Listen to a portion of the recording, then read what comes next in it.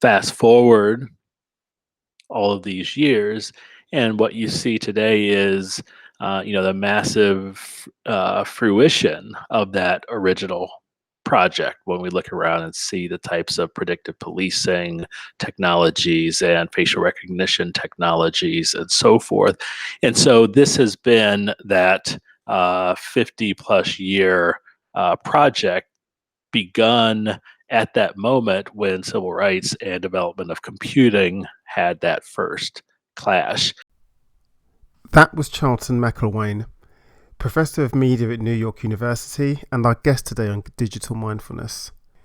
Charlton focuses his academic work on the intersections between race, digital media, and racial justice activism, and he's also the founder of the Centre for Critical Race and Digital Studies. In this episode, we discuss his new book, Black Software, the Internet and Racial Justice. And in this fascinating talk, Charlton highlights the roots of the racial justice movement online, why the Black Lives Matter movement was more than 50 years in the making, and how power structures manifest online. But before we start, welcome to Digital Mindfulness. In this podcast, we bring together thought leaders focusing on responsible innovation in all its guises, from ethical technologies to digital well-being. We're focused on the advancement of responsible and sustainable innovation, and the best place to take a deeper dive on these fascinating topics is by going to our website or meeting us in person at one of our events, where we bring together the global community to discuss advancements in responsible and sustainable innovation. I hope you enjoy this episode with Charlton McIlwain. Well, thank you so much for being here with me on Digital Mindfulness. It's a real pleasure to have you on the show. I'm really looking forward to finding out much more about the book that we've just released and digging much more into the overall thesis, because it's absolutely fascinating. So, Charlton, welcome to the show. Thank you. Thank you for having me. So I wonder if, first of all, if you could just introduce yourself to the audience. I wonder if you can tell us a little bit about your journey to be working in technology and race and society, and in particular, how this book came about. Absolutely. I've had about a 20-year career as a professor in the Department of Media, Culture, and Communication at New York University. For much of the first part of my career, my research and my teaching and so forth was really centered around issues of race and media and electoral politics, political campaigns, and such. And about 8 to 10 years ago, I started to do work and become much more interested in the internet, on digital media technology, and similarly, its intersections with issues of race and racial justice. Um, as I started to think about what ultimately became this book, that started with my attempt my desire to understand the movement that we know as Black Lives Matter, a movement that was powerful both in the United States and across the world. And in fact, I recall taking a trip not long after Ferguson and Michael Brown, who got shot and killed in that instance, and the hashtag Black Lives Matter that was very much a part of that, and going to one to Germany and the other to London, and getting off the plane and seeing folks across Europe really with that hashtag and talking about Black Lives Matter and varying forms of solidarity with that movement. So I wanted to understand Black Lives Matter. How did these folks accomplish what they accomplished, which was not a small feat, to get the US, to get the world their attention again on issues of race, racial inequality, and particularly the issue about how Black people are treated at the hands of the criminal justice system. And more specifically, I was interested in how did folks leverage and use digital media technology, platforms like Facebook, Twitter, Google, etc., to really further their cause. So that's where this journey began, me trying to understand and provide some explanation for the digital roots of Black Lives Matter. And ultimately, the book turned into much, much more. I imagine that when you started researching the book, that there wasn't much grist for the mill in terms of an academic canon on this topic. Would I be right in saying that? There wasn't at all. You're exactly right, and I was a little surprised. I mean, race and racial issues are no small issues, nor is the internet that had been, around for a while, and digital media technology for even longer. So I figured there would be much more of a literature when I transitioned there, but I didn't. I didn't find what I thought I would find. What I did find was fairly superficial in a way that it talked about simply representation. When we look at the online environment, we don't see certain folks represented the way that others are. Questions about digital divides and who has access in terms of folks of color or people with certain levels of economic means and so forth. But I came to this very interested in a kind of a specific type of question, which had to do more with, not to do people do racist things on the internet, or can we find racist content on the internet? That seemed quite clear. I was looking for something more like, um, is there a way for us to think of the internet as being fundamentally racist? And if so, what does that look like? What does that mean? And how might I arrive at such a conclusion? And that's where I saw really no literature at that time. I think let's turn to the book now, Black Software, because you've just released this great new book. I wonder, can you tell us what is Black Software about specifically and why is it so important? Yes, Black Software is two things. And in the book, it really comes across as two stories. The first is that Black Software is a story about um, early Black technologists in the late 70s, the 80s, 90s, who really seized the computing and digital tools that we had available at that time and marshaled those tools, leveraged those tools to build computer-based networks of, for, by, and representing Black people and Black interests. And so, on one hand, Black software is a sense in which we can think about tools, computing tools, digital tools, technology that serves the interest of that particular community and group. On the other hand, the other story that the book tells, excuse me, is Black software in a more metaphorical way, and that is to think about the kinds of sinister ways historically that technology has been used to disrupt and thwart the threat that Black people have posed to America and really the world's racial order, that order of white supremacy. And so part of the book is also about Black software in terms of that, the ways, the very dark ways, the very um, deleterious ways that technology has been used against us. So I imagine then that all of the work that you just described at the beginning of the interview regarding Black Lives Matter and the ways that social movements build and manifest online, I imagine that it was this that really informed the beginning of the book. Yeah, absolutely. I mean, it's, part of my work on all fronts, and especially for the book, has been, we know racial injustice, we know racial justice activism. It's been around for a long time.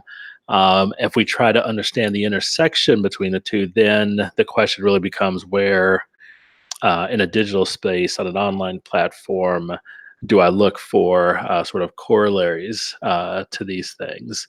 Um, and so that's where I began to look. But I have to say, I was It was surprising to me in terms of what I found, and finding what I did not expect to find, and that is I went out searching for a very easy answer to, or not an easy answer, but at least a an answer that I thought might be somewhat predictable to a question that was fairly narrow and explainable.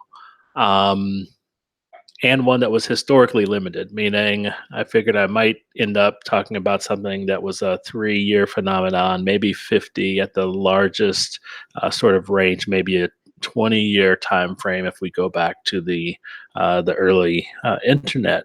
Um, but ultimately, the book ended up going way back to 1960 and the formative years of both civil rights and computing, and that's when the book took a little bit of a different turn, and what was behind ultimately the book being framed as two books in one, two stories about two different types of black software.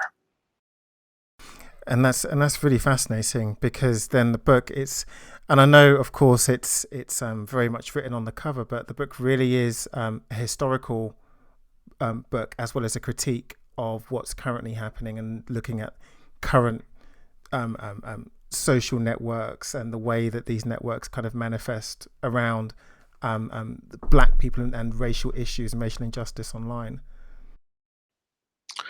Right, and in a way, that's one of the kind of first principles I started with, which is understanding the way that networks form, both offline, interpersonal kinds of networks, professional networks, but also then digital networks.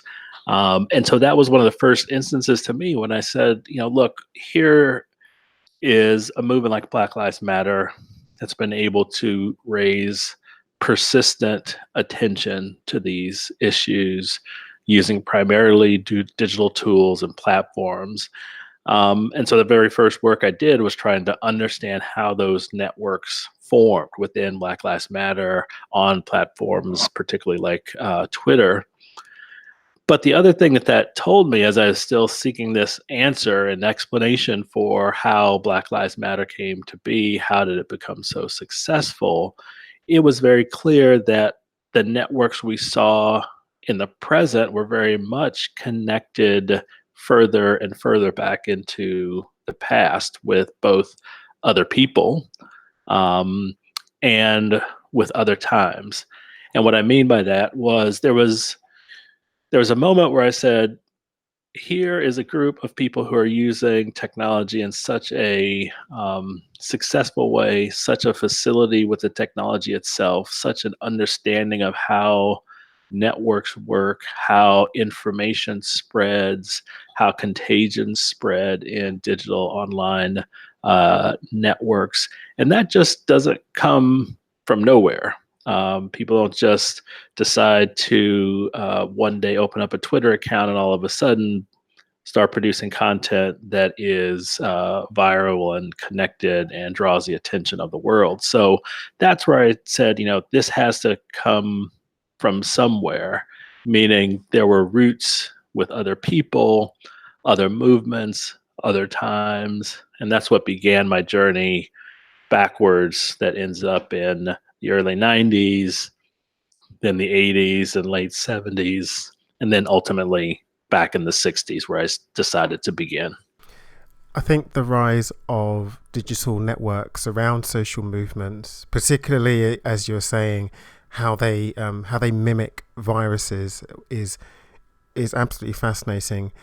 But I'm interested to know whether the internet really became a safe space for black people, and also for other marginalized communities and social movements, whether it was a safe space to speak and to express dissent, and to safely discuss all of the issues that the black community was coming up with, or whether the traditional power structures as we understand them, and as that came through the research, whether these traditional power structures maintained, and whether the voices of dissent and of protest, whether they were drowned out.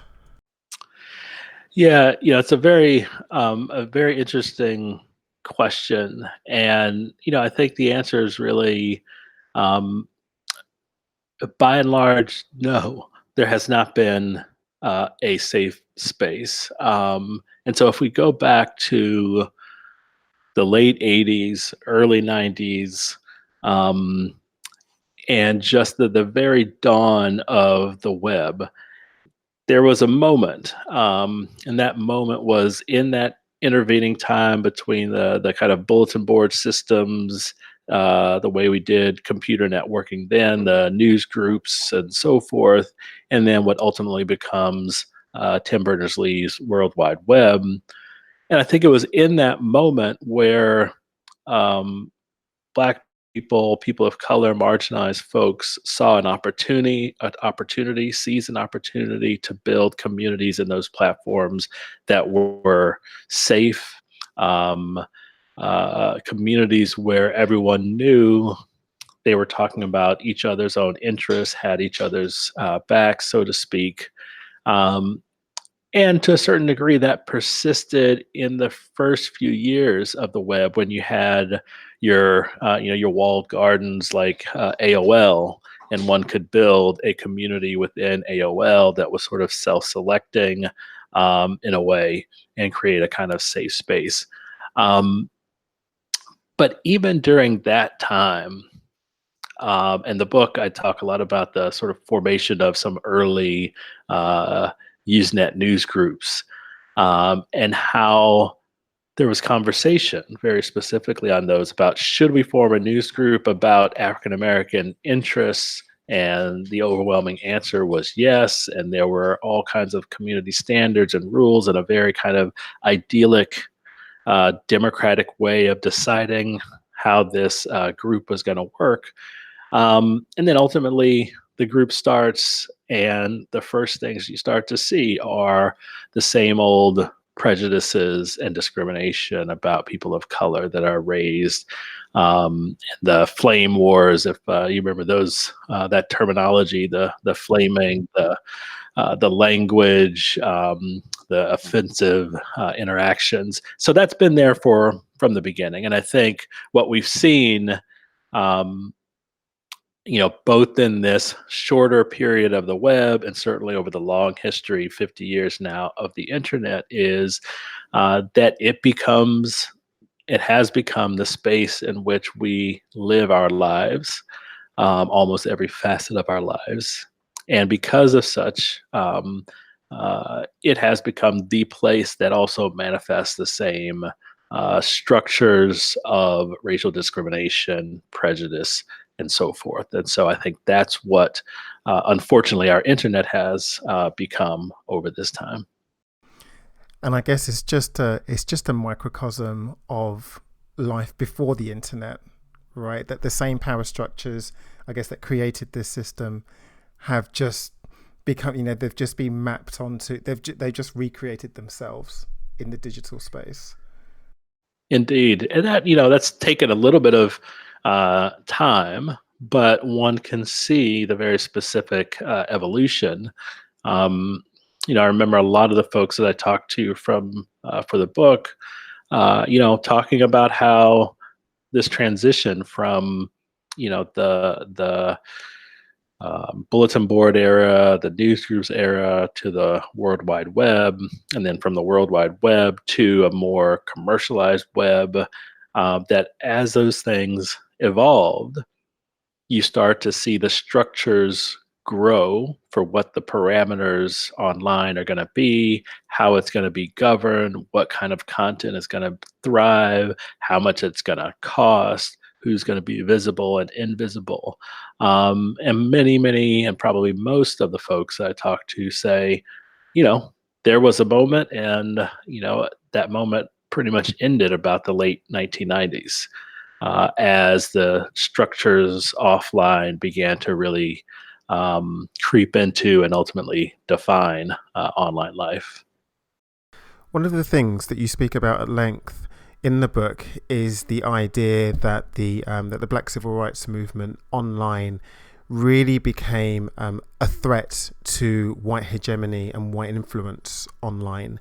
And I wonder if you can speak to that a little bit more, because you also said at the beginning of the interview that the Black Lives Matter movement was really the watershed moment in it was almost, the apex of black influence online. So I'm wondering if you can just square that. Yeah, it's there are two interesting connecting points. And so if we go back to the 1960s for the beginning, where we had a dynamic of places like IBM, the absolute leader in computing and computing development at the time. So they're out and they're marketing their new computing systems and so forth, and they frame what they have as a system that can solve problems. In fact, that's IBM's brand. We solve problems. Well, um, what was our problem in the 1960s when we think about a national scope? And our president, President Johnson at the time, very clearly defined our number one problem as the problem of crime, which was a problem really of the urban areas, which manifests as a problem essentially of Black people. And Johnson asked, how can we use computers to solve this particular problem, which was a very specific racial problem?